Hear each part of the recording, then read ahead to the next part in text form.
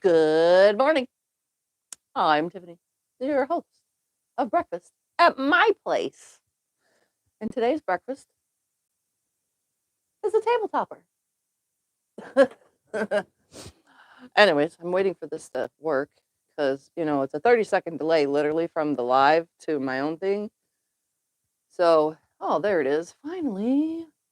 Let's see who's here. Dawn, Betty, Margaret, and 13 others that I cannot see because they're not here yet. Or they haven't spoken the chat. All right. Well, anyways, good morning, everybody. Thank you for joining. Today we are going to make a table topper. Isn't it so cute? Except we're not making that colorway because, I had to write it out, make sure everything was correct, and then, choose some more so that I can make another one. Because sometimes I end up making two of something, which happens often. Here, now it's working. Angel, Sue, Joanne, Michelle, Mickey, welcome and good morning.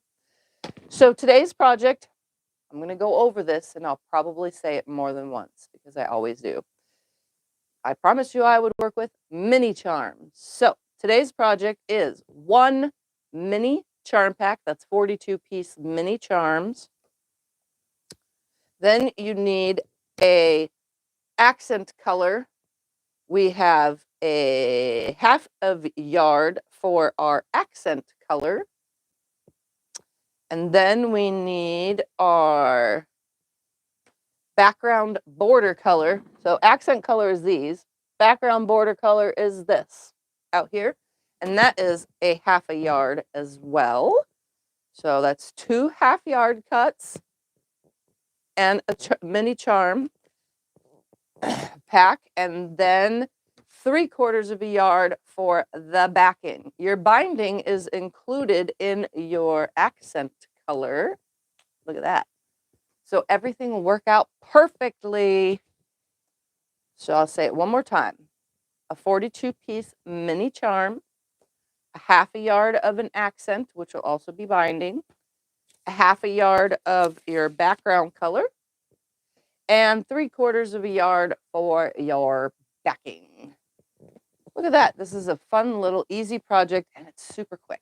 Super quick.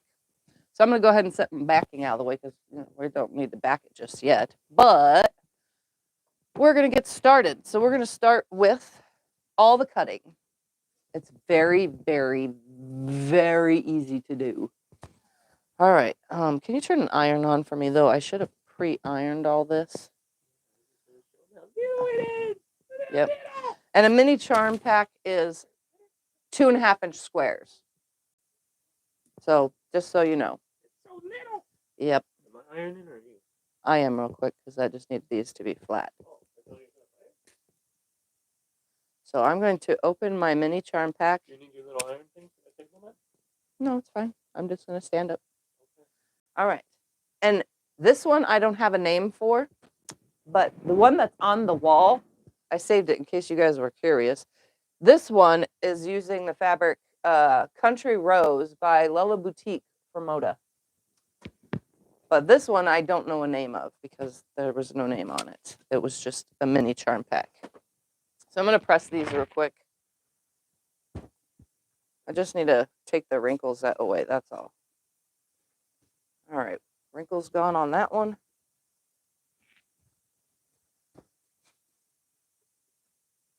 And wrinkles gone on that one. All right, we're going to start with the accent, which again is these that mix in with the charm pack. And we are going to cut it. So I'm going to make a nice straight cut here. Right about there. Did I get it all? Probably. Most likely. And I can't tell you what this is because there's no, it's just Moda Fabrics. That's all it says. That's all I could see on the selvage. We're going to cut 3 2.5-inch strips from our accent.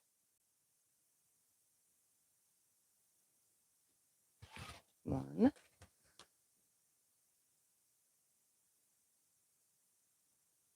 Two. And 3. I'm going to set that aside because that's going to be binding as well. We're going to cut 3 more 2.5-inch strips when we go to the binding part of things. And then we're going to subcut this into 42 2.5-inch squares. You get 16 2.5-inch squares per strip. We just need 42, so you'll have a little tiny bit, enough for 2.5 inches left over. So I'm just subcutting into 2.5-inch squares.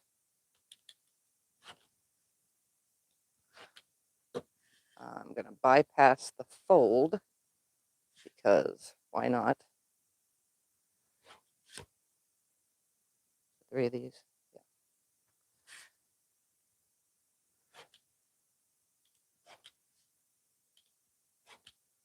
And I think that was it. That makes 42. Pretty sure. I'll cut one more because the leftovers can just go in my bin, but pretty sure that was it. All right, so 42 2.5-inch squares. Now all this is ready. We're going to cut out our our border. What did I call it? Background and border. I'm considering this background right here. This, and that's the border. But you can do whatever. It's just a half yard of 2 different fabrics, so you can call them whatever you want them. Choose one for the center and one for the outside. And we're going to go ahead now, and on this, we are going to cut 3 2.5-inch strips.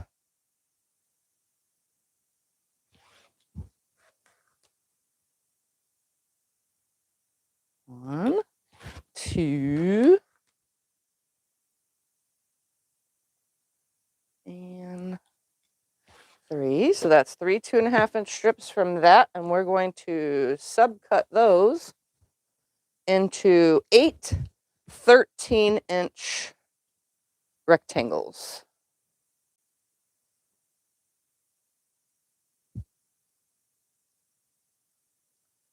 13-inch rectangles. I need 8 of them. I'll go ahead, cut the selvage off, line this up at 13. There's 6 of them. I'm just going to open 2 of these up to get the full 8. Let me press that fold out of there real quick. That can go over there. Just going to line these up on top of each other and cut the 2 more 13-inch. You're making more scraps. I'm always making more scraps. You just got rid of a bunch and you're making more. Yeah. I'm literally always filling my scrap bin. Is that 8 right here? 1, 2. Yeah, it's 8. All of those. That goes over there. So we have 8 2.5 by 13-inch pieces. And then I hate doing this, but we're going to do it for this project. I'm going to open my piece back up, and I'm going to cut off a 7-inch square on it. So I'm going to go ahead and make sure that my ruler is whatever in the right position and cut a 7-inch square off of here. I'm just going to line it up, make the cut, make the cut. So this is now done. I absolutely despise having a piece cut out of a full-length strip, but that's the only way to make this work, and that's why I said a half a yard. All right, let me cut the selvage off real quick. So now I have my 1 7-inch square, and we're going to cut that on the diagonal 2 times. So that means turn it up and down and cut from corner to corner on one, like this, and then turn it, oops, don't let it move, and cut from corner to corner the opposite direction, leaving you with 4 triangles. 4 triangles.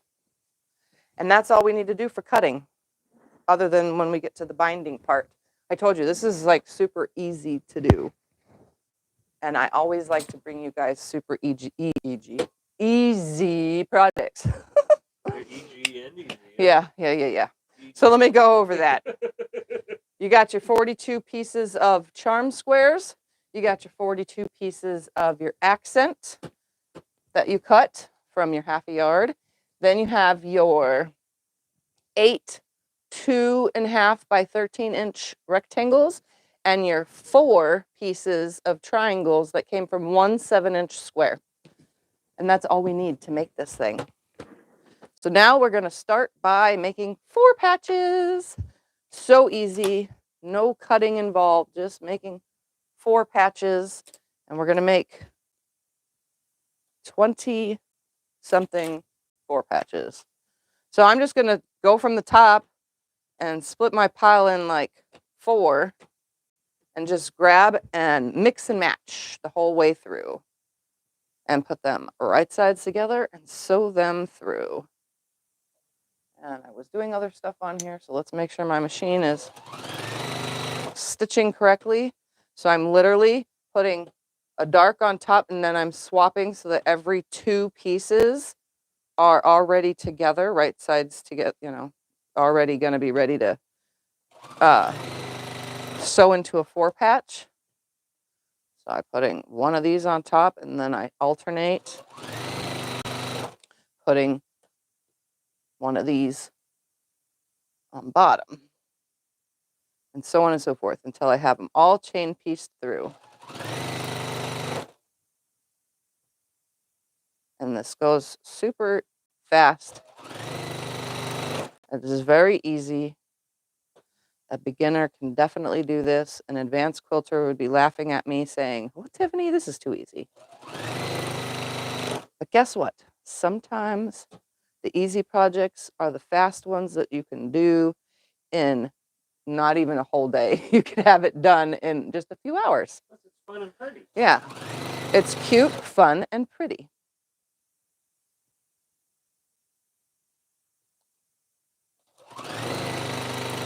So I'm just going to do this until my whole stack is done.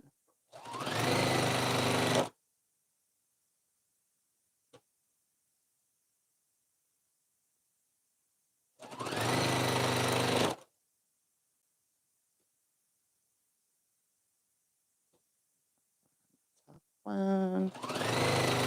I just have to remember what I'm on, top or bottom, because this whole thing, yesterday I had 2 mess ups where I put it the wrong way and I separated it into my piles and like, oh, they're not hooked together correctly. But honestly, this isn't that hard to do because technically all you have to do is piece the whole pile in 2s all the way down and then turn them into 4s. So whether they're hooked together or already and paired or not, it's pretty much, you know, the same thing. I'm just keeping my chains together is all.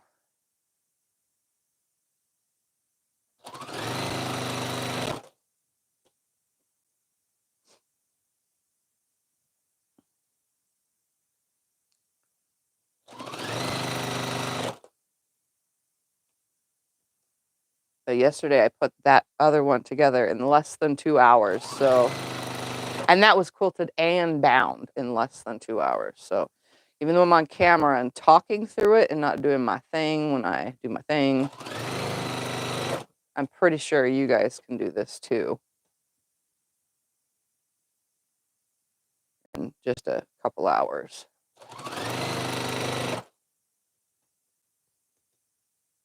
Can you make it bigger? Bigger topper? Oh yeah, you can make it as big as you want. Just add more fabric. Oops, this one's up now. Yeah, the more fabric you add, the bigger you can make it. But this one is 24.5 by 24.5. That doesn't, you know, count the diagonal, but it's from here to here is 24.5. Here to there is 24.5. And I didn't lose any size either when I quilted it. Usually I do, but I didn't.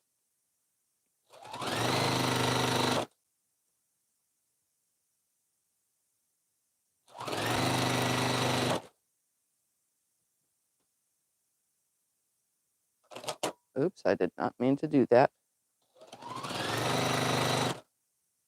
Sometimes I step on the pedal accidentally and cut my thread. Yes, I'll be using it in just a minute. He's going to bring it up close so that you guys could see it better. Yeah, I want to see your quilting. Beautiful.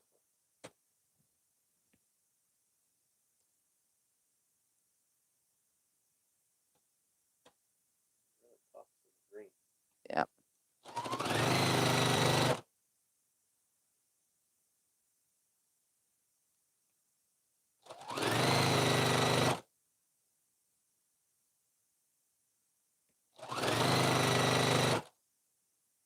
Did I run out of thread? Oh. Getting close.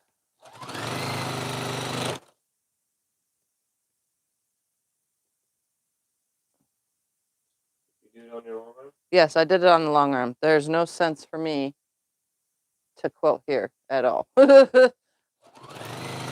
I do everything on the long arm. I even take, well, sometimes I take little stuff, but I did the little block I did in my open gate video the other day. That was done right here. Only because I just sewed lines through it. That was it.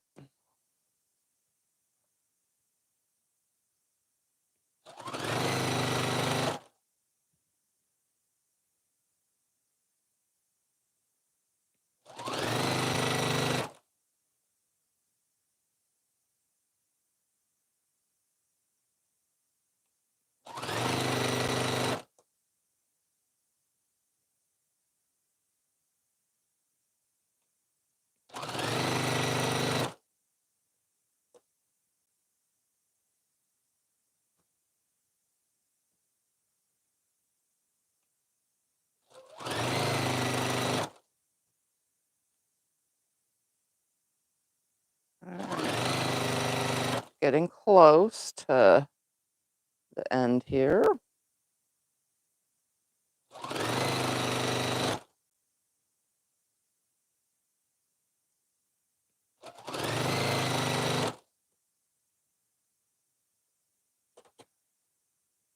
Mm-hmm.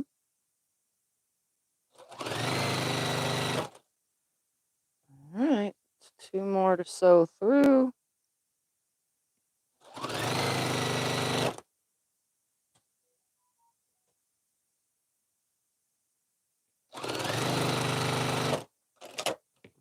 And they are already in sets of 2. So I just snip 2. This will make 1. So I'm going to press to the dark, which is the mini charm pack, and then put them right sides together like this and have a 4 patch. So simple. You don't even need to go to the iron at this point. You just snip 2 apart, quickly press it.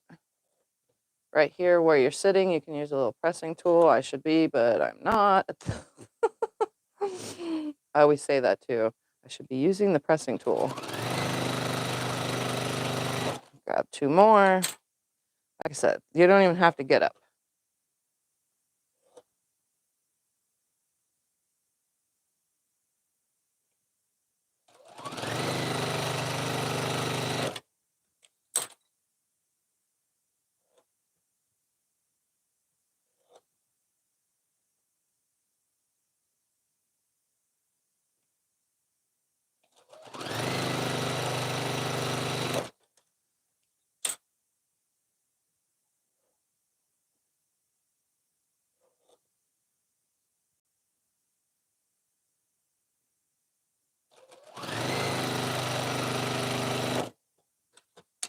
You know, and just keep going until the whole stack is done.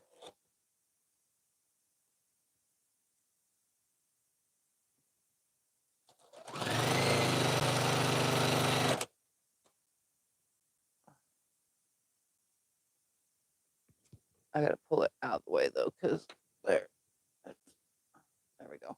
How would you measure for the triangles?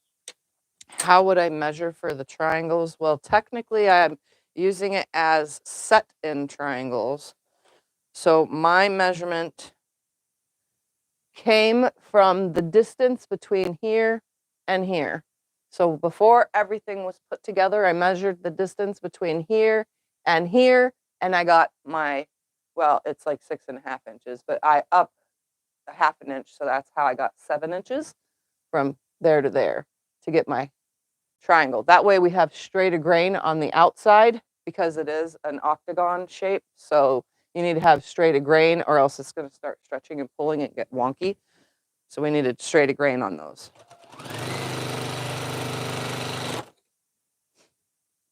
you put borders on a quilt, you do the side borders first and then the top and bottom? Yes, when I put borders on a quilt, I do the sides first, then top and bottom. That was the question. Do I do sides first or top and bottom? So I have a hard time repeating the questions that Scott says, and then I'm like, my brain doesn't think how to answer it when I have to pause and re-say the whole question again. But I'm trying. I'm really trying to repeat it.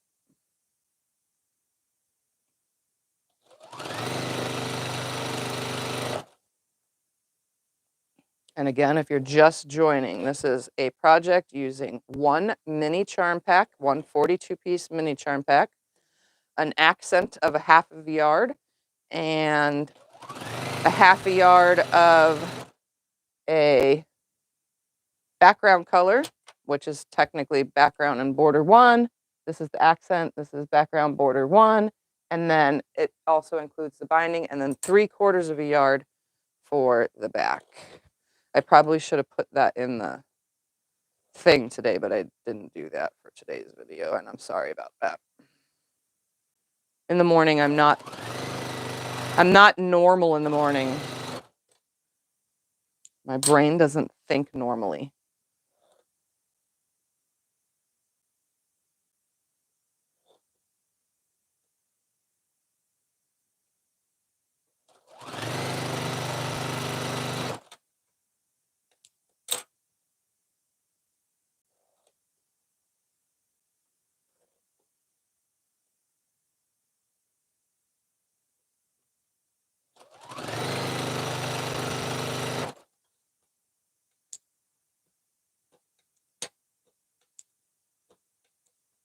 I'm just going to go ahead and separate them because I think it goes faster when they're pre-separated.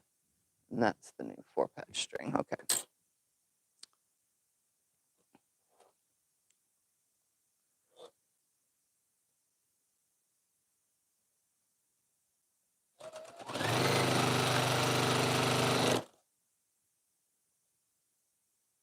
This is a very simple, easy. You need a table topper for a specific holiday, or you want a quick gift for a friend who just moved into a house, and you're like, well, seems like their colors are blah, blah, blah. So you go to their housewarming party and you show up with a table topper.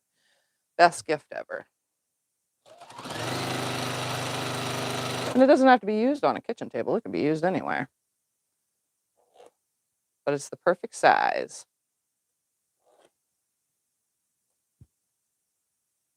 Not too big, so you can quilt it on your domestic sewing machine. You don't have to long arm like me.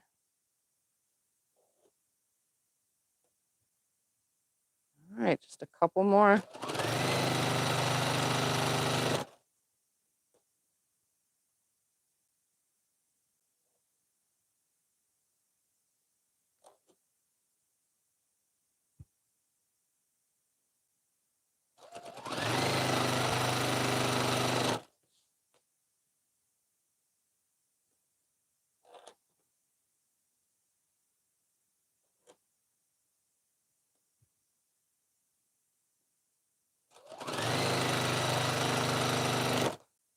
All right, one more.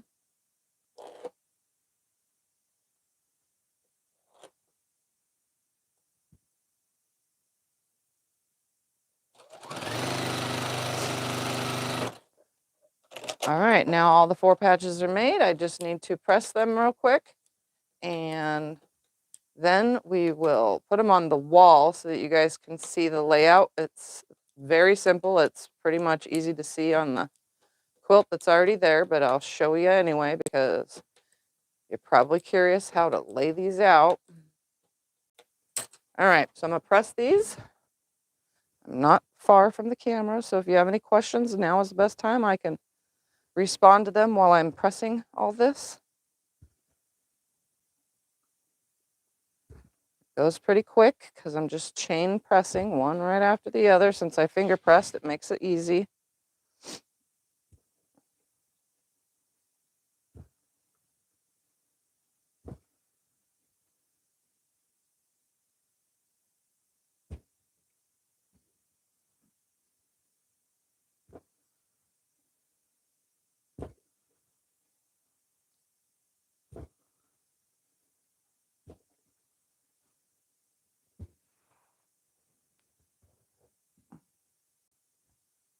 Oops.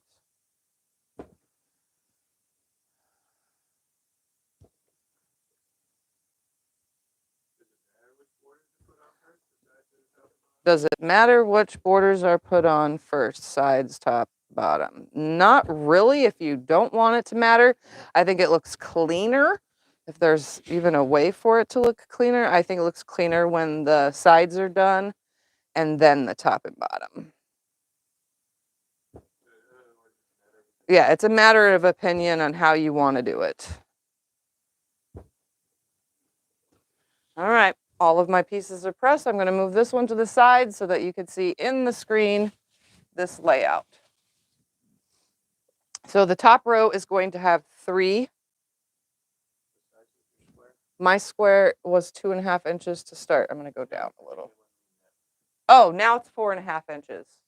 2.5 and 2.5 equals 4.5 because you're missing your seam. All right, so now I'm just putting 3 like this across the top. Then the next row has 5. So I know this kind of seems weird because you don't have anything right here, but you're going to put 5. Oh, that's in the same spot. We definitely want to move that across right here. Put some red in there. I'm trying to mix and match the colors too. I don't want it to all be the same color in the same spot. And one more. Huh? 24.5 by 24.5. The next row again is 5.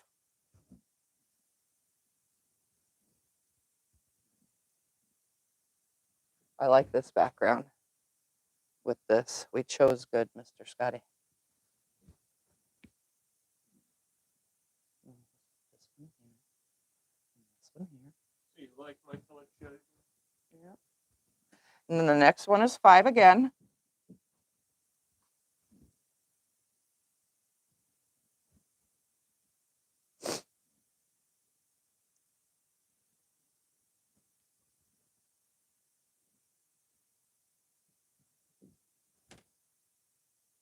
Oh, come on.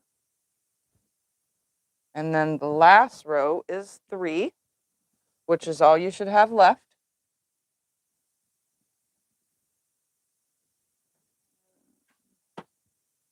3. Just like that. So now I'm going to move this one here. That one's dark and there's a lot of dark in that one spot. There we go. That's better. Looks good to me. All right, now you take your triangles and you're going to place them right here, here, here, and there. Just like that. And now this becomes a row. So this, 2, 3, 4, and 5. So all this is now a row. We're going to put this right sides together. And you're going to line up the edge right here and here. And you're going to sew. It's going to stick out more than 1/4 inch. You want that. I'm going to go ahead now and sew row number 1.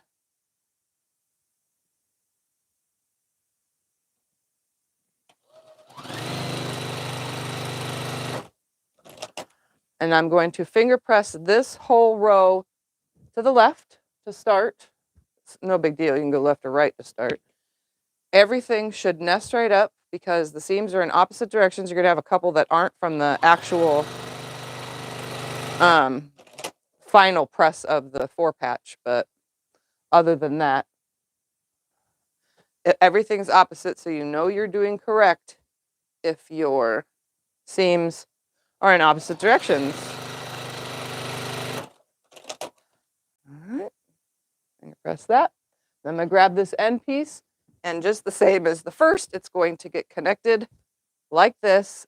This bottom is going to align, and the side is going to align. So you can see the bottom and the top. So it sticks out on the top. You want that because that's what's going to give you your 1/4 inch seam for not losing anything points wise when you go to sew on the border. Now if I could just keep this going correct. There we go. And then pressing it all that one way. So I'm going to give it an iron press real quick.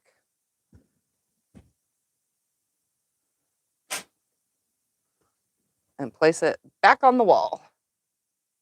Just like this. So now the next is just stack them on top of each other. Like this, and this is my next row. So you just put them together in rows, the same as you would any other row. The seams on this are all going to go towards the right. I'm just going to finger press them towards the right. And again, everything is still nesting up nicely.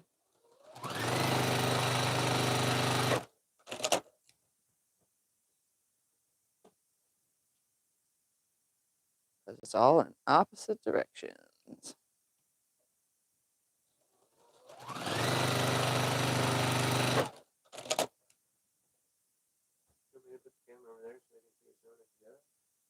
Yeah, in a second. Let me get this one together and put it on the wall.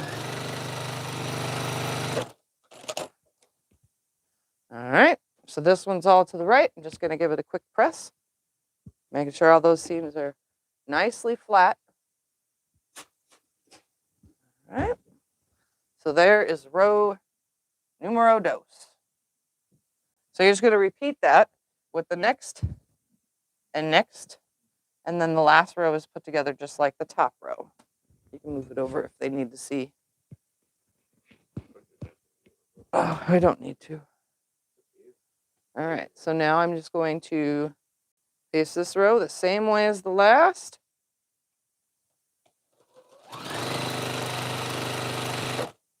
These are going to go to the left when I press them.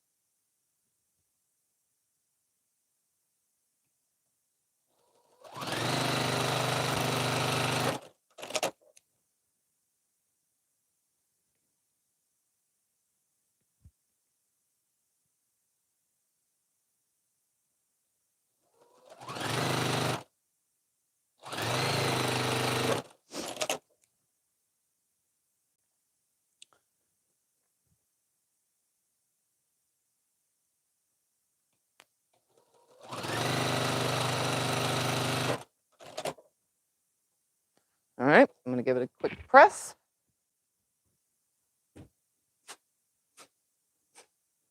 Because my finger is not a perfect way of pressing because I don't have a nail right now on that finger. So, because I keep finger pressing and I keep breaking it. Just pulling that next row.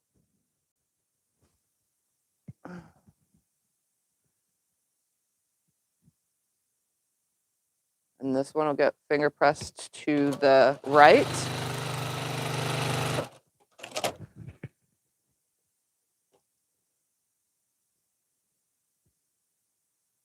Again, this project is one mini charm pack of 42 pieces. And then it's a 1/2 yard of an accent. And then a 1/2 yard of the background and first border, or only border. And the accent color also works as the binding, and I gotta pick because I don't know what happened there, but that one really did not nest of seams. Sometimes that happens. Weird. Felt like it was lined up. My fingers felt it. Oh, that's not the one I'm using. That's the one that the previous one from yesterday. This charm pack has no name that I am aware of.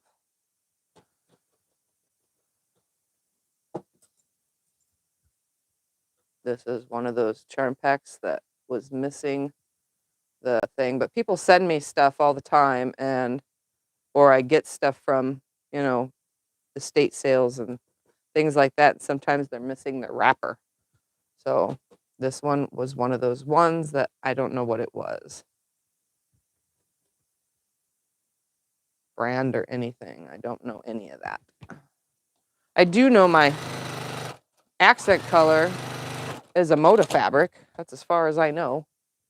And my background is also a Moda fabric, so I guess maybe it's Moda. Feels the same.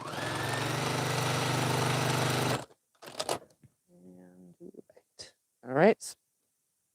That one didn't nest very nicely either. Interesting. Well, I'm leaving it because I really don't care. It's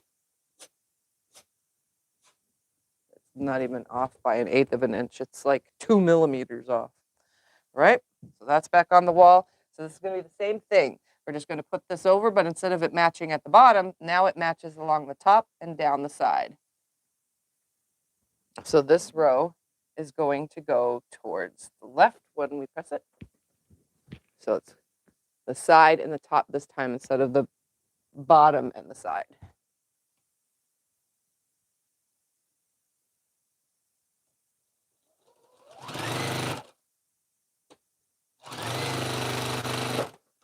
All right, pressing to the left.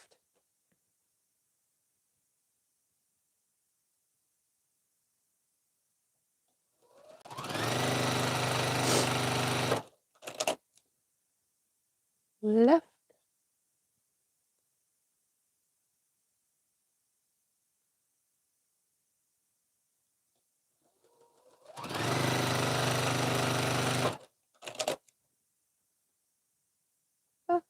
And again, this is going to line up along the top and the side.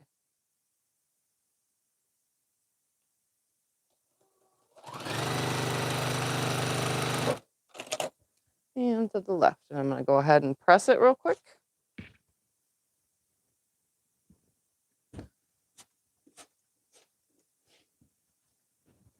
And then it goes back on the wall.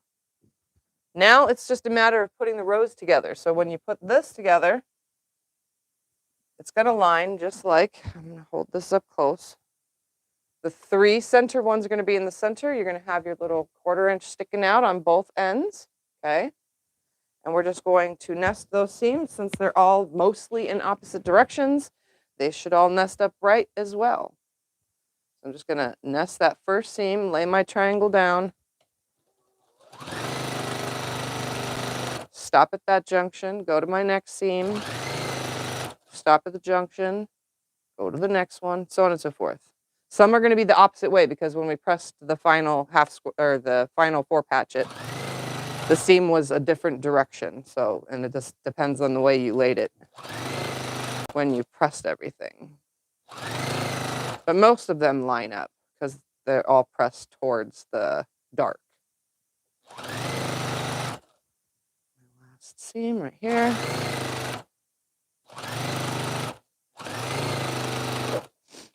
The pressing for this does not matter if you press up or down for all of your rows.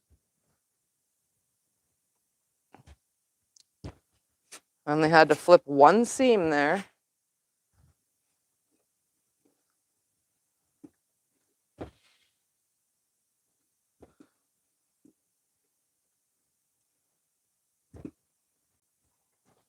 So everything here is still straight of grain. There's no stretch right here at all because we cut that like we did.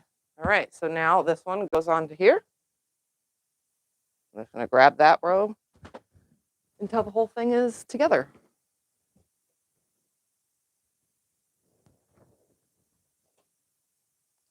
All right, so I'm just gonna nest all of my lovely seams here. Up, hold with my finger. You can pin it or clip it if you need at every junction. I think my finger is good enough to hold all these seams.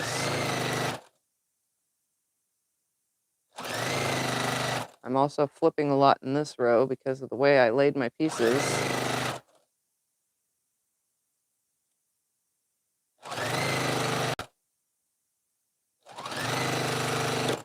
All right, again, it doesn't matter which way I press that long seam.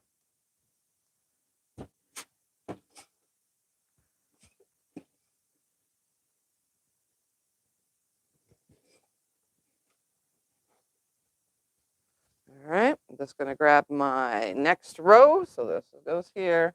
So this row comes up on here.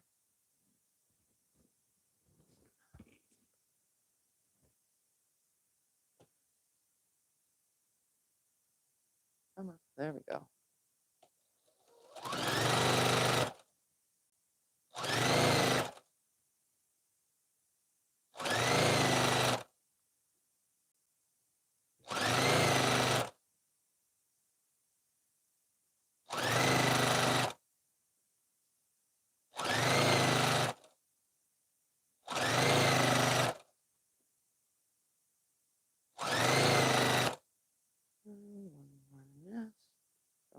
There. Gonna press this whole thing. See how fast this goes together? All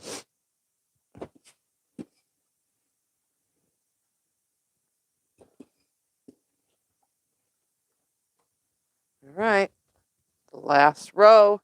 Again, it's not center, okay? So you have to make sure that you nest this first seam with this seam right here. And then you'll have a little bit hanging out on each side. You'll know it's wrong if you have a whole corner sticking out on each side. You're like, oh, man, I did it. The whole thing's sticking out. Yeah. You'll know that you got it wrong.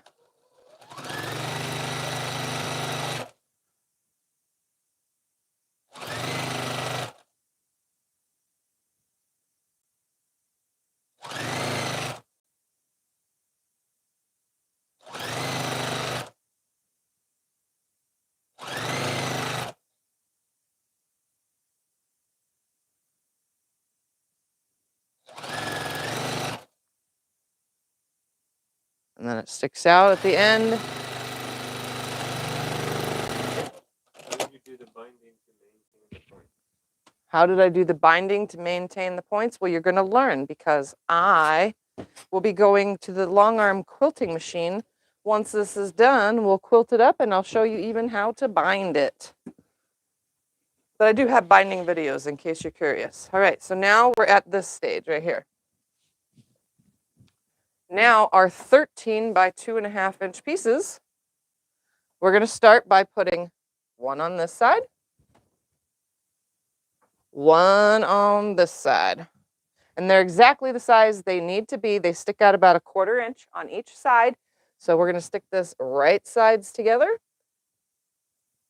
I'm going to trim away my little dog ears, what we're going to call that one right there.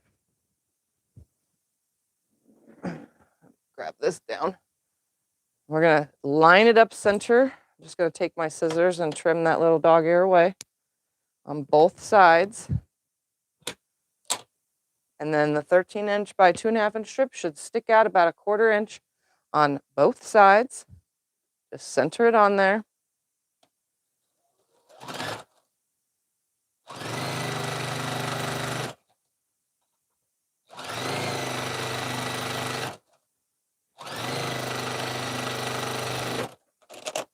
All right, let me put the other one on.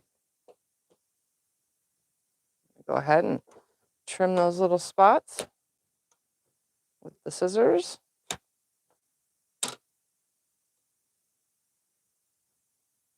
Right sides together. Again, it sticks out about 1/4 of an inch on both sides, maybe even 1/8. It depends on how well your 1/4 inch seam was throughout this project so far.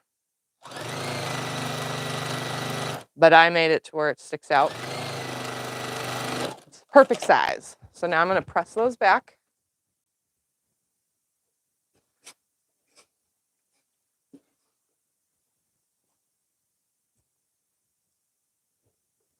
I'm just pressing them towards the border. Now you have this funky thing right here. Okay, so now we're going to take another 2.5 by 13 inch strip, and we're going to go on the top. Okay, like this. And then we'll put one on the bottom. So you want to do the sides, top and bottom first. That way you get a longer illusion that this is longer. You want to, it's like an illusion. It looks longer when you put the thing on, and it makes it more 8-sided equal. Oh, come on. I'm just going to line this up. Line up the other side.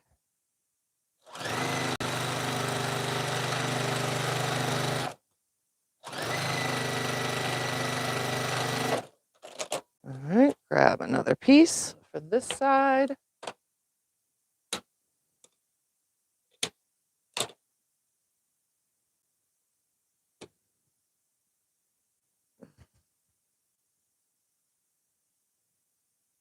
And that's thread just hanging from me everywhere.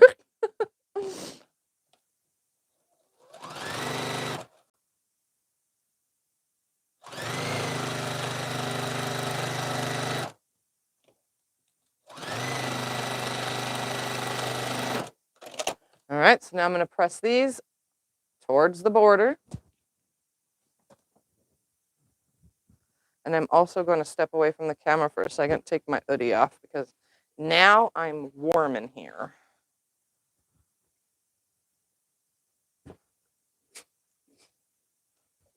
All right, so I'm going to put it on the wall as it is for a second and step off camera to remove the hoodie. Don't mind the microphone, sorry. Getting a little warm. Yeah, I'm getting warm now, finally. Finally.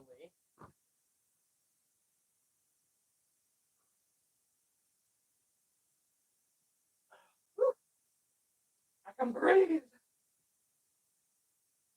Let's hook this microphone for you guys. Stick it right there.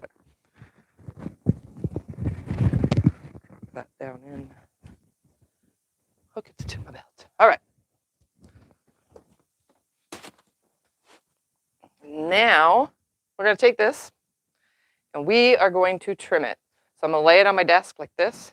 Pretty sure you can see right here. I'm going to take my ruler and I'm going to line it up on the edge. So on this edge right here is where my straight is going to go across. So I'm going to line my ruler up on that edge. It should be 1/4 inch away from the points. And I'm going to go ahead and cut those triangles off, giving me a nice flat edge. I'm going to do that on all 4 sides.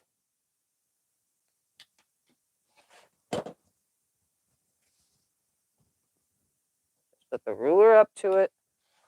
And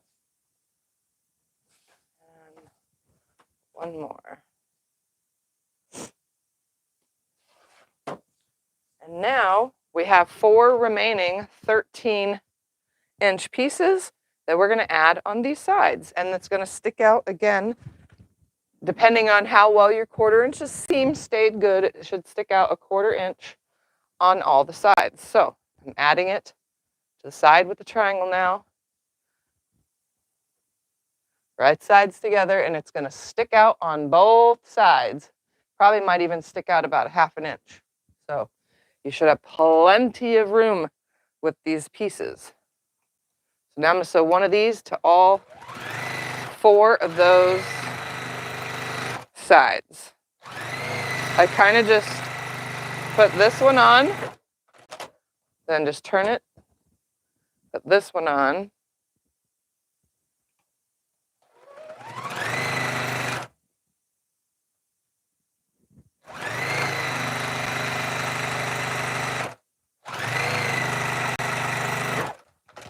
turn it, the next one on.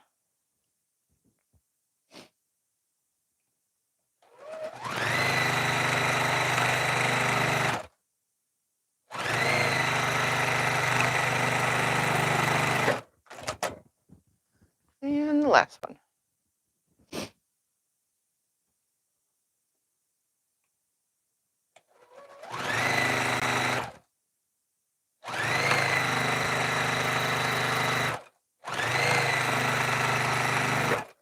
And now I'm going to go ahead and press these towards the border.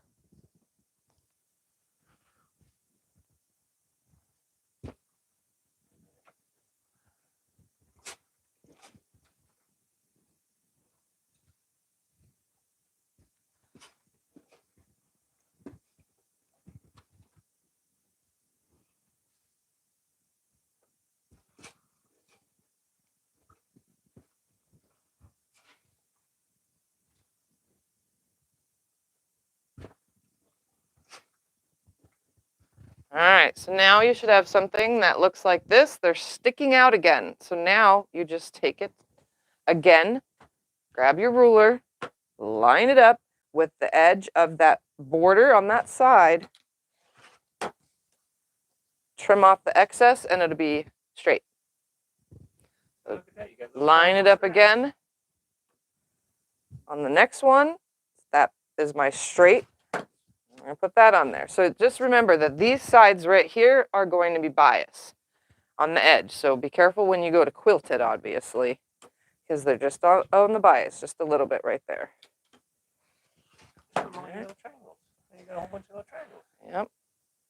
Yep, I have little triangles left, which I put in my triangle bin. So all these little cutoffs will just go in my triangle bin. Now I'm just going to move them out of the way. And here is our project. Go lower because I'm pretty sure. Ooh, that one's pretty. There we go. So now that's ready. We are going to take this to the long arm, but the first thing I'm going to do is find a piece of batting that is that size.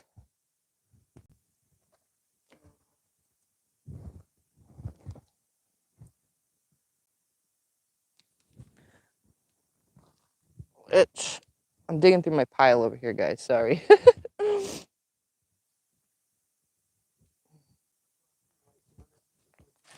Yep, thank you.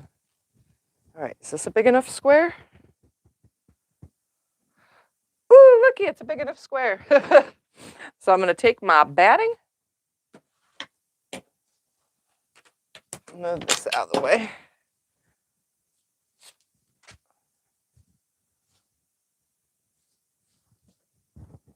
I'm going to take my lovely quilt top.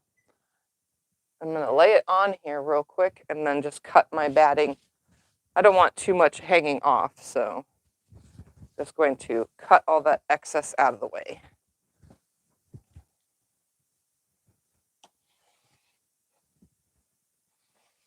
Just like that. So now I don't need this chunk. So this is definitely a great use for extra batting. I'll lay that to the side for a second. And we're going to press our 3/4 yard cut. I'm going to press this out and make it nice and flat. That way it's ready for the long arm. Only because sometimes I press out there, but that's for big pieces. This isn't very big. It's just a small one. It's pretty flat. All right, so now we're going to go out to the long arm and we are going to quilt this up. Probably only going to take a few minutes. All right, so I'm going to take all my parts and pieces and we're going to go out there. And we do need to move the camera and stuff, so you guys are going to take a walk through the house, but it's not going to be very long.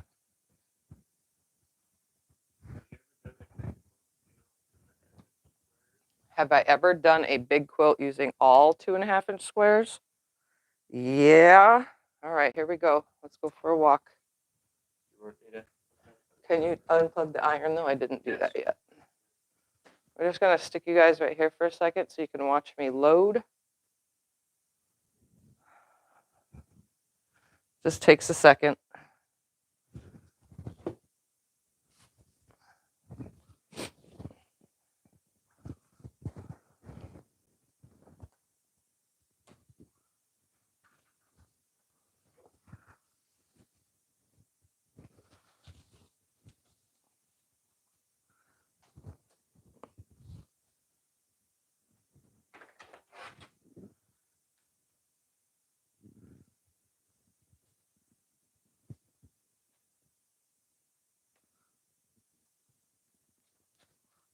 Just putting this on with my red snappers. I prefer this method.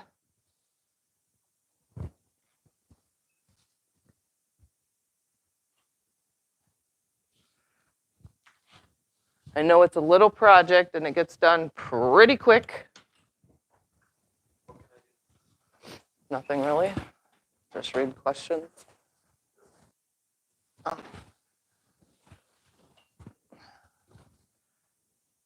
Roll it onto that bar just a little bit more. Go right there, stop.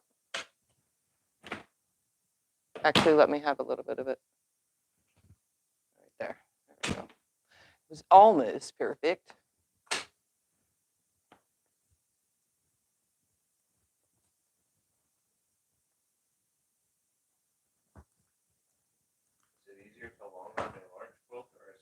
It's easier to long arm any quilt. Having the question was, is it easier to long arm a large quilt or a small quilt? Honestly, I have the long arm, so I long arm any size. Both are just the same. The smaller ones just go quicker.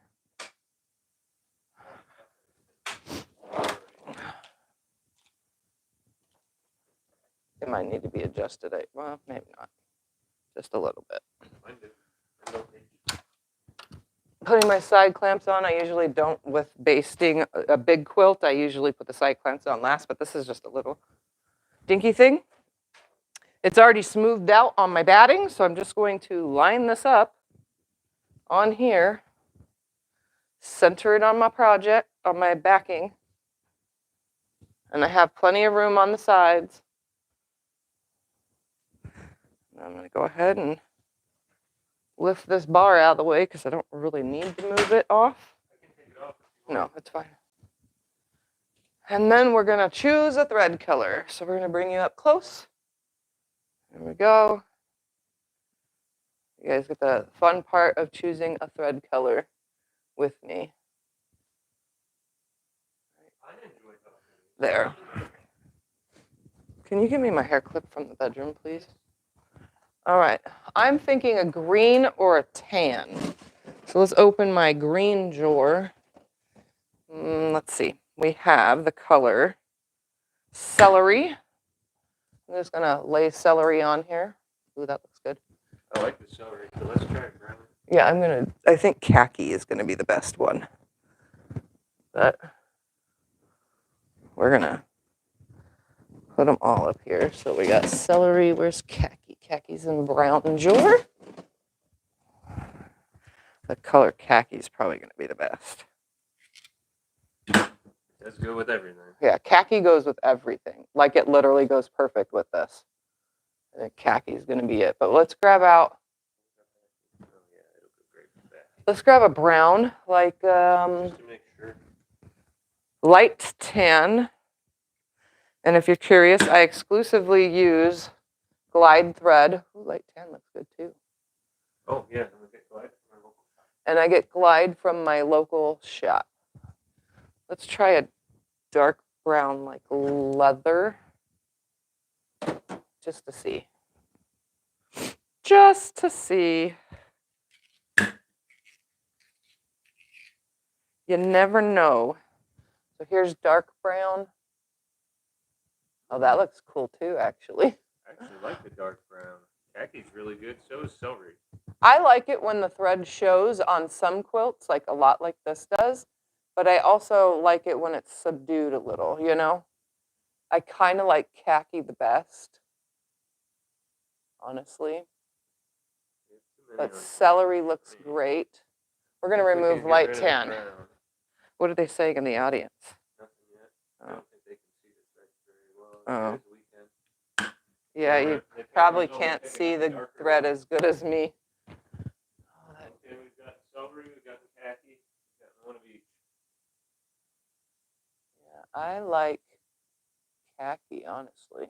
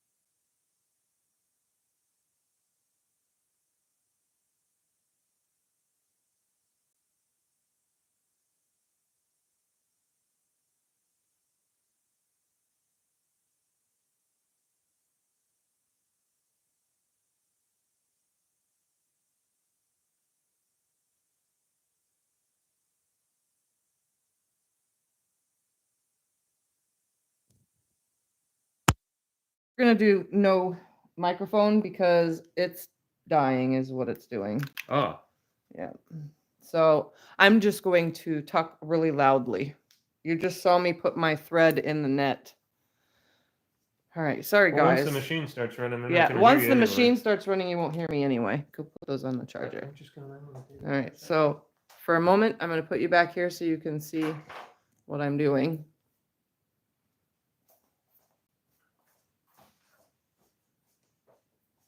I don't know why my microphone didn't charge enough, but sometimes that happens. How long was it on the charger? It's been on the charger since the day I filmed, Oh, but it only charges a little bit. I'm going to go into my drawer and find my thread. Celery right here. I have a bobbin case and I have them all labeled. So most of the greens are in this one, except I have more colors than I have bobbin cases. So Halloween is in here too, but this is my green case. And I'm just going to pull a bobbin of celery out because I keep pre-wound, fully wound bobbins. I'm sorry that it's not very loud for you guys. I'm trying to yell so you can hear, but my living room kind of echoes, so it's okay. All right. I'm going to find my bobbin case. Oh, there it is. Found it. I'm just going to load my bobbin.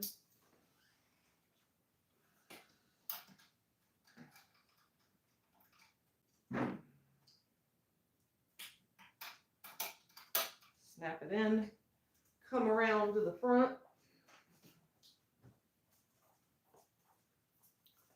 I'm going to pull my previous thread through, and it usually goes all the way through, even with the tie off. All right, we're going to put you right here facing that way. You're not really going to see the quilting anyway, so. All right, I'm going to make sure this is centered. It is, and we're going to baste it. I'm going to run this with a basting stitch. My machine is not computerized. I'm just going to hold it flat, go along the diagonal right here. And remember, my thing has, whatchamacallit, there's a word, I can't think of it. Bias edges appear on the top. So I'm going to make sure that I use my fingers to hold it down as I baste across the bias edge, just holding it flat. This one is straight. And then I'm at bias again. And now I'm going to come down this side. Come down this side.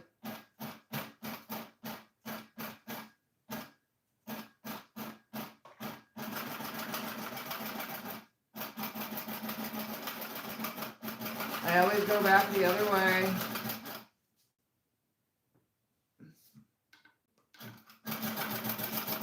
Meet up right here. This is a bias edge, so I got to be careful on it.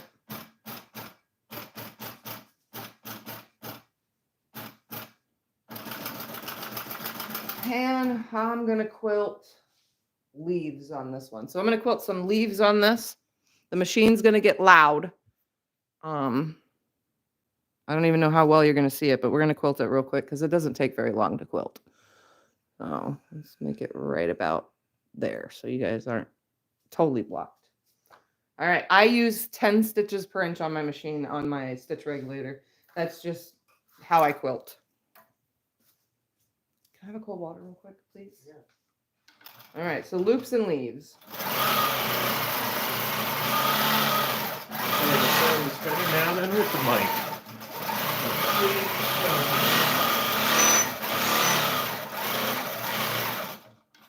Yeah, what was I doing right there? I have no idea. Loops and leaves are supposed to be. I put the loop in the leave. Loops, leaves, leaves and loops. Yeah. They're looping and leaving all around.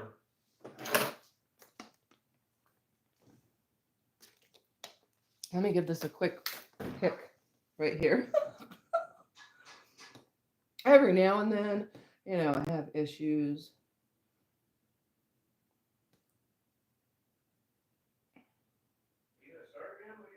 Oh, I'm just picking out this little mess up.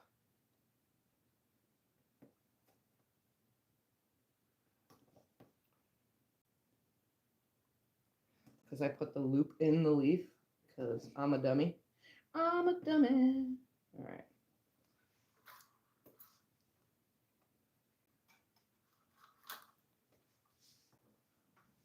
All right, I'm going to find where I plucked it to. Tie my stitch off. Then put my... There we go. That's proper. And I'll cut that thread in a second. Sometimes I mess up.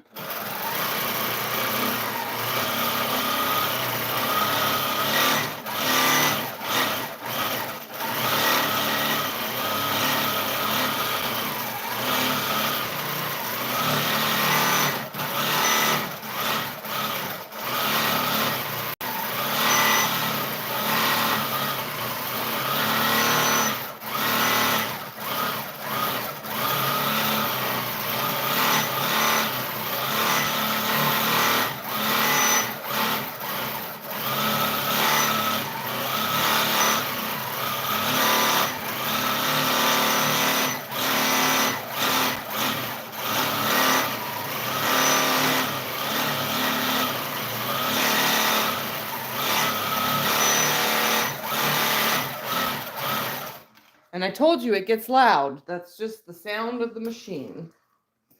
So it's just loud. All long arms are. There's no way around it.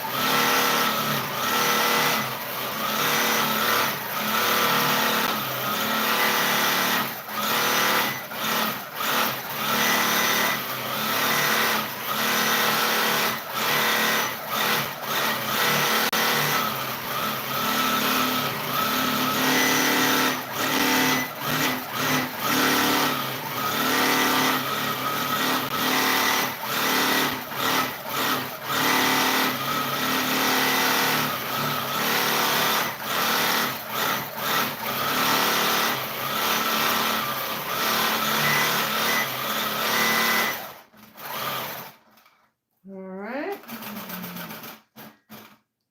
Time to advance because this literally takes just a few minutes.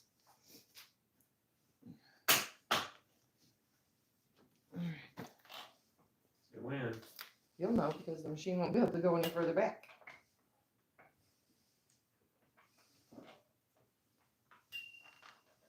Right there.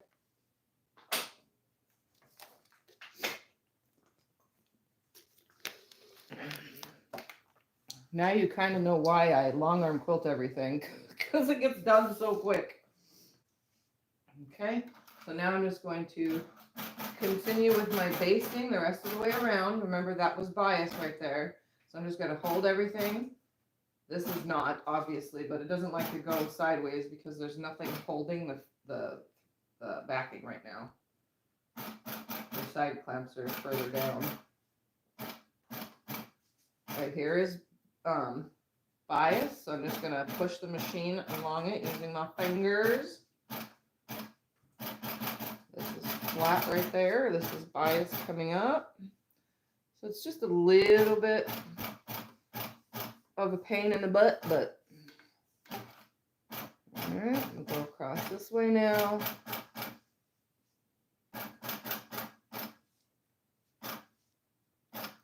And this is bias edge right here, so I'm just going to hold it down really well with my fingers, and now I'm on the opposite side, and I'm going to stitch.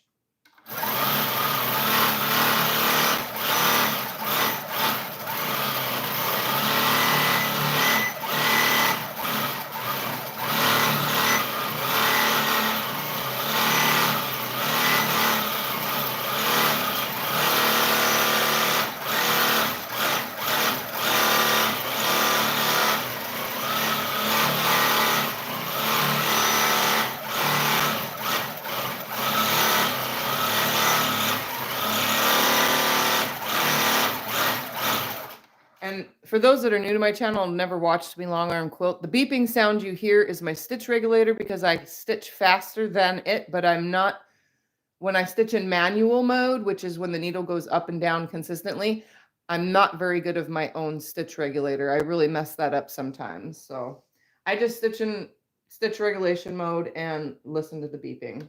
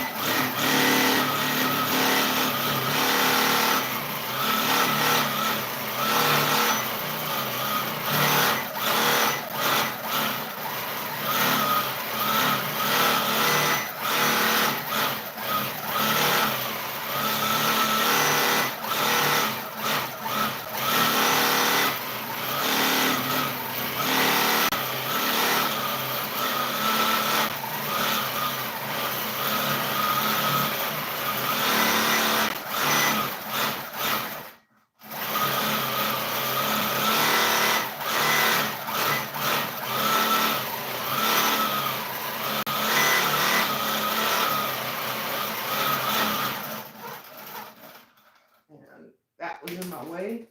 Oops, what did I just break? Oh, this broke off. Okay. Whatever. What is it? What broke? The clamp. Oh, it's just that plastic thing. Yeah, You're it still landed fine. on the long arm. You I can still use I it. don't need it now. It's still useful, yeah. All right, all done. So, in case you're curious, because you guys don't see very many long arm videos, I always write in my book. What's today's date? 16. 16? Yes. 1, 16, 25. And then I write down what it is. Table topper.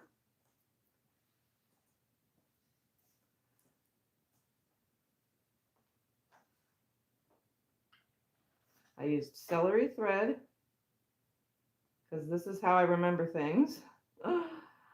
I write what I quilted on it.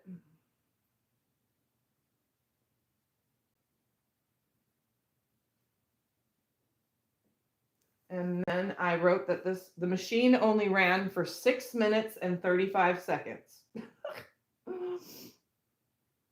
So I write down the time. I'm just putting 7 minutes because I rounded it up. And it has 9,196 stitches. 9,196. And it's 24.5 by 24.5. So I keep a whole log of everything I do. I reset my billions of stitches machine, slide it out of the way, and yank this puppy off because it's done. All right, hold on.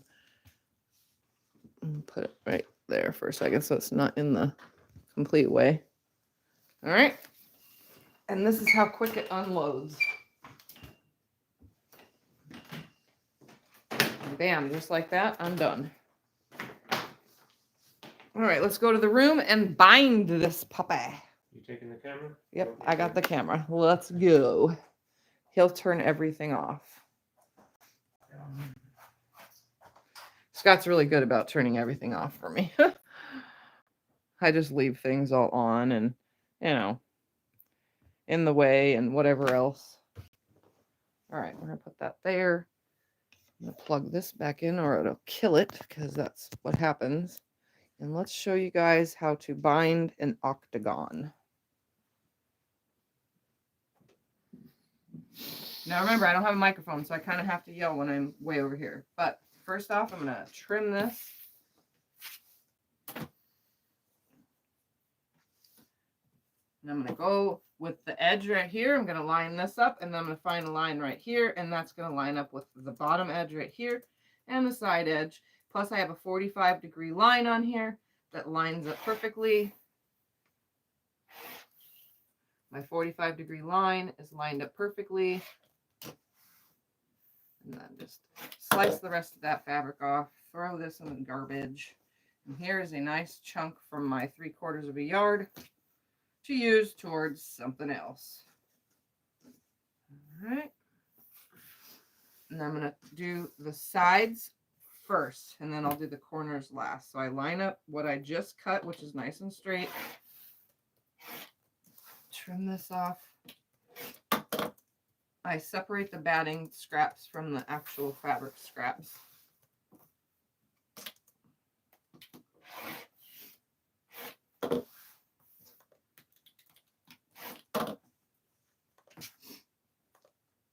And one more side. Lining up that 45. It lines up nicely. And the reason why I cut all that first is since I'm making scraps for myself, these will go in my string bins. But these corners right here, once I chop this nice and straight, this gives me a half square triangles worth. So I can pair this with yesterday's and make half square triangles for my orphan block drawer. Instead of having a big funky piece, I actually have a nice half square triangles worth, you know.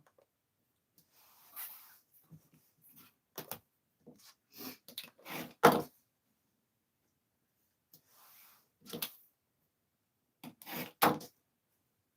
right, all that's done. Just going to toss that on the floor for now because we have a bag in the garage where we keep it all. And now there that is. So I'm going to go ahead and cut my binding, which comes from your accent fabric. We're going to cut 3 2.5-inch strips. Can you plug the iron in? Yes. Thank you. 3 2.5-inch strips. 2 and 1 more. And 3. And that leaves me with just a little bit left over, enough for an extra 2.5-inch strip for my 2.5-inch bin. Just like that. And that was from my 1/2 yard cut. So now I'm going to piece these together end to end on the diagonal, which I do with any binding. Remember, I got to yell over my machine now.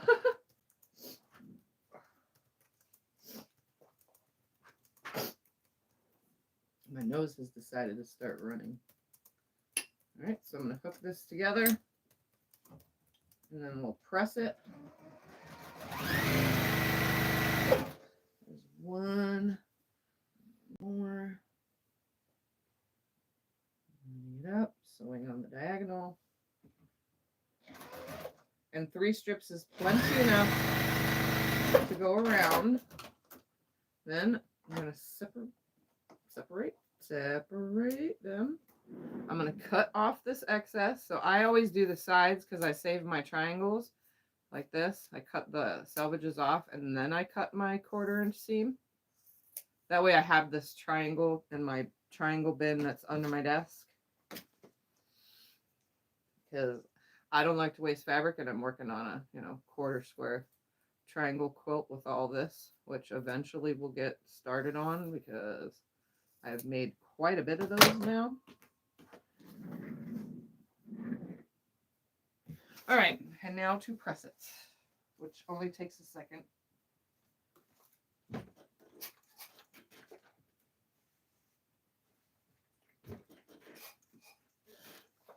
All right, so I'm going to just fold and press real quick until this is completely pressed, and I'm off camera, obviously. I mean, Scott can turn it so you guys can see what I'm doing, but pretty sure most of you know how to prepare a binding. I just fold it in half, line up the wrong sides together, folding it in half, lining up the raw edges. I just go all the way down. I do have a binding thing, but this is such a small amount, I really don't need to use my little binding tool thing. It's a little wheel, right? No, the mat that I lay it and pull it through. This was such a small amount, I really didn't need to pull it out for that. Yeah, I that do thing's have the cool, wheel though. to wind it up on too, but again, this is just a small amount, so.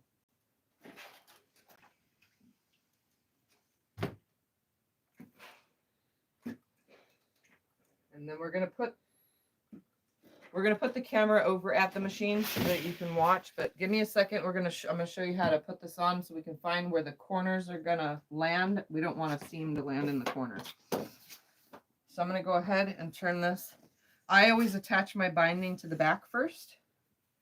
I'm gonna start by putting this on a long edge, and then I'm going to pretend that I'm binding it real quick to find where the seam lines up, because we don't want it to land.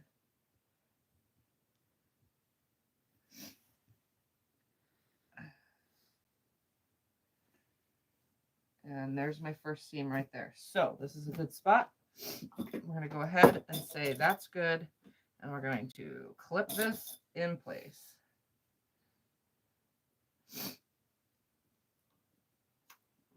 That's going to land about right there. Do you want me to hand you clips? No, I'm not going to clip the whole thing.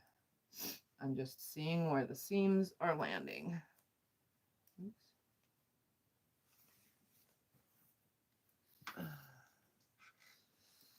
Oh, and that one's right before the edge too, but it might land up on a corner, which is fine. All right. You can move the camera over here now.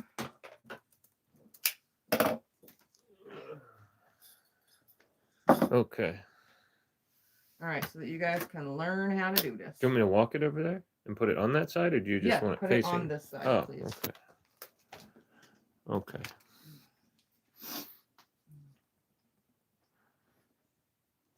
A lot of camera movement today, and I'm sorry for that, but there's no other way to do this. All right, so this is how these corners are going to go. I'm going to go ahead and start just like any other binding.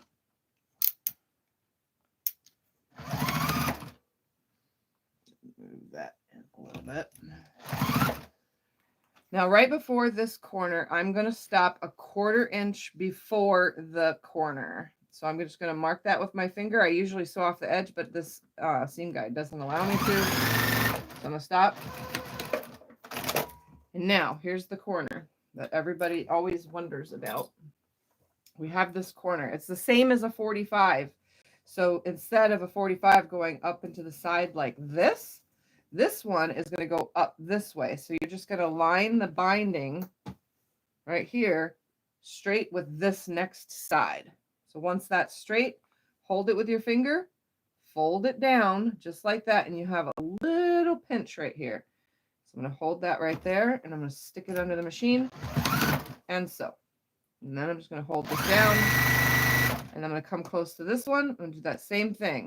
I'm going to hold it with my finger until I come to it right about there. Then I'm going to take my binding and I'm going to go up like this. Again, you're always lining your binding. This is how you would do it with any quilt. Straight with that next edge you're going to sew. Just going to hold this down, flip it over. I'm not hanging it over, just flipping it over, and then I'm going to sew. So I'm going to sew down this edge. Huh? Are these mitered corners? Yes, these are mitered corners. They're just on a 60 instead of a 45. So again, I'm going to come up to it. I'm going to just use my finger to tell me this is where I'm going to land. Right. I'm going to stop. I'm going to lift this. Oops, I went one stitch too far. Sometimes I do that. There we go. All right. Again, it's going to go up like this. So this edge is going to be equal with this edge. Then hold it with your finger. Come down. This probably sticks over maybe a millimeter or two. You know, it's not much. All right. Sew down this one. Stop before the edge. I just guess on that usually. Lining it up again. Nice and straight right here. Fold it over. It's the same as the 45, just a different angle. See where my seam is right here. So it didn't land in the corner. All right, so again, I'm going to stop before that. You can mark it, pin it, or whatever. I don't do that. Fold it. It's just a barely fold right here that you're making.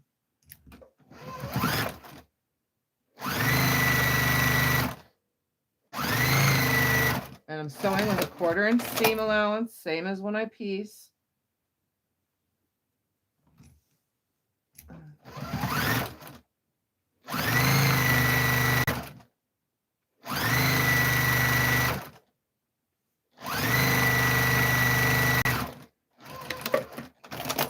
All right, fold it up, pull them down.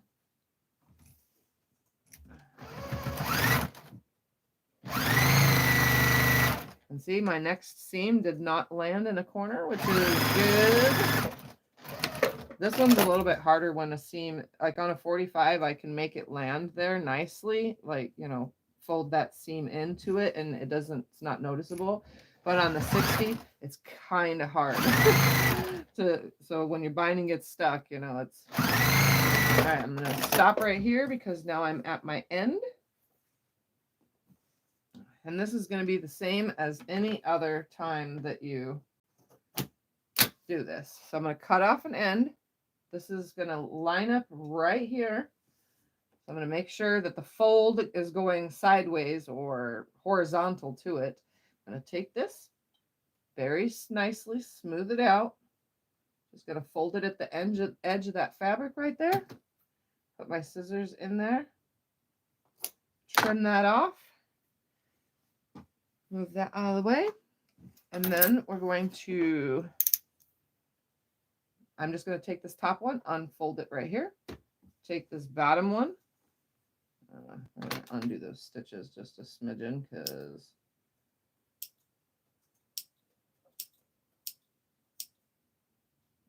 I need a little bit more space. I'm going to take the bottom one, open it up, put these right sides together. I always do this really, really close and I don't know. It's easier, I guess, instead of having such a long tail. So down to this corner. I know that it's straight because, you know, I really had to move things to get that to even be there. Cut off my 1/4 inch seam. I'm going to go ahead and finger press this real quick.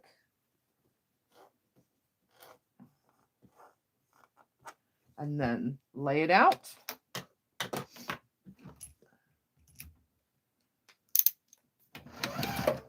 And continue my seam till I started. All right, now to show you how to put it to the front. I gotta make sure my thread color real quick. What do I have in the bobbin? Oh, that's gray. We don't want gray. I'm gonna use cream because I have cream on the top, and that will look nice with it. All right, so I'm going to just change my bobbin out to a cream one. I don't really want to dig through the threads right now for a different color because then I have to wind a bobbin and so on and so forth. All right, here's the fun part. So I'm going to start on a long edge, okay? I'm just going to pull it from the back around to the front. And I'm going to start stitching 1/8 of an inch from my folded edge. So I'm going to hold this down and I'm going to come close to this. When I get close enough, I'm going to fold this piece up like this and just hold it and then drop this one down. There is literally no perfect whatever. You just match those corners. It literally just a tiny little fold.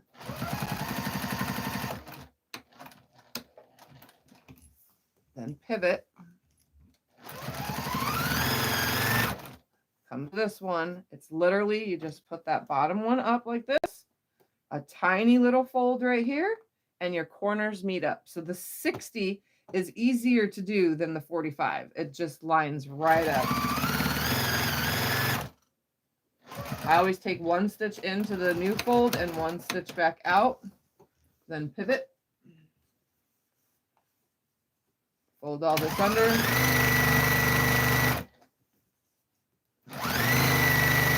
Stay 1/8 of an inch from the edge, get to that next corner, fold it up, just literally down, just like that. And it meets up every single time. This is the easiest binding ever. Because this way, it's always a perfect corner. Right there.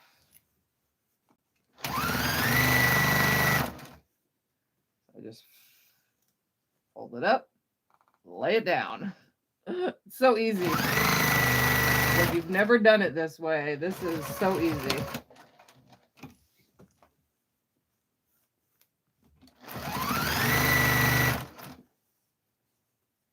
And it's all about using your fingers to fold everything over. You can take it to an iron if you want to and fold it over. But this one is just folds easily. So I see how I just did that, and it's a nice, perfect corner.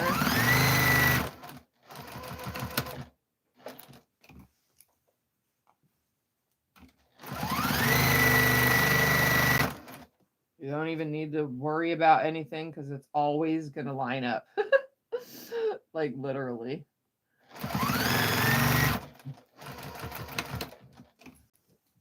And there's 8 corners.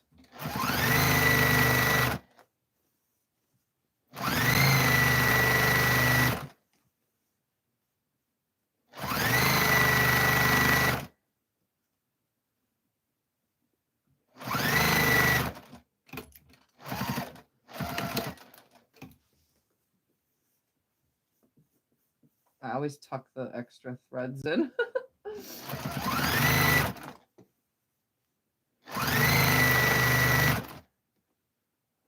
Sometimes they're too long for tucking, so I snip them away.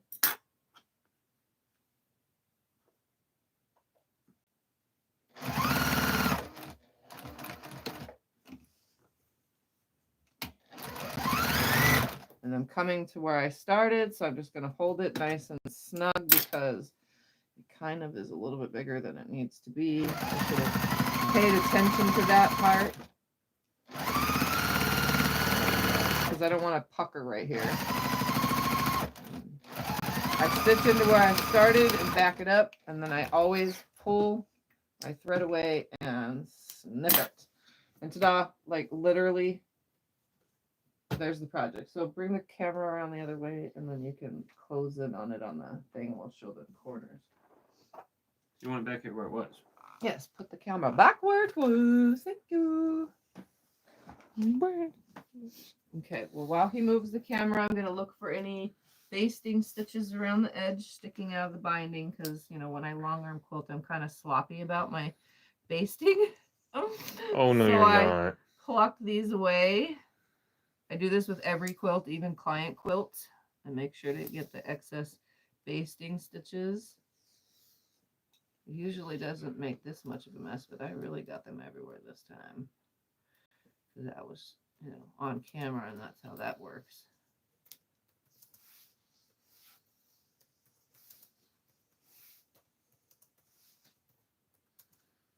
Any threads that stick out. And look at that. All right, so can you see the corner, or do you need to zoom in on that? So this is how they line up. Do you back stitch on the corners? Yes, I back stitch on the corners, but I do not stitch onto this. I just leave those open so you can see it's open, but you can't go any further because it's a very small section. So it's not going to catch on anything. Plus it goes on a table anyway, so it's not going to catch on anything. So there's the project. So it was a 42-piece little mini charm pack, and then it was a half a yard of your accent, half a yard of your background border, and the accent covers the binding, and then 3/4 of a yard for the back. And here's the quilting. You can see my leaves and loops. My 6-minute quilting. But there that is. So here's this nice, lovely table topper. How wide do you make your binding? My binding is 2.5 inches.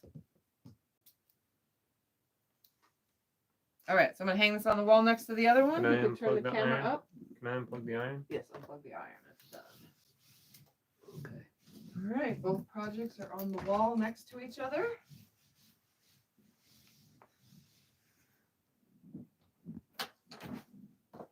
Which one is your favorite? I like this one. Of course, this one's cute too. It's so hard to choose, but I think that one's my favorite. It just looks great, you know? But having the accent and the binding being the same, it really makes them pop. Very simple projects, easy to do. I literally did that in under 2 hours. That was an hour and 45 minutes. That's quilting and all. So quilting, binding, all of it. So I'm pretty sure you guys could do the same because you're not stopping to film and move cameras like me. So you guys could do this too. Very simple. One more time. One mini charm pack, which is 42 pieces. Okay. Half a yard of your accent. And then you're going to cut that accent into 3 2.5-inch strips, subcut into 42 2.5-inch squares. Then you're going to cut 3 more 2.5-inch strips off of that same accent, which is going to go around for your binding. Your background or background and first border is just a half a yard of fabric. You're going to cut 3 2.5-inch strips. You're going to subcut those into 13-inch rectangles, 2.5 by 13-inch rectangles. Then you're going to come in and make a weird cut out of your fabric and cut a 7-inch square, cutting it in half on the diagonal 2 times, so on both diagonals. And that will give you your 4 pieces. You make 4 patches out of all these squares.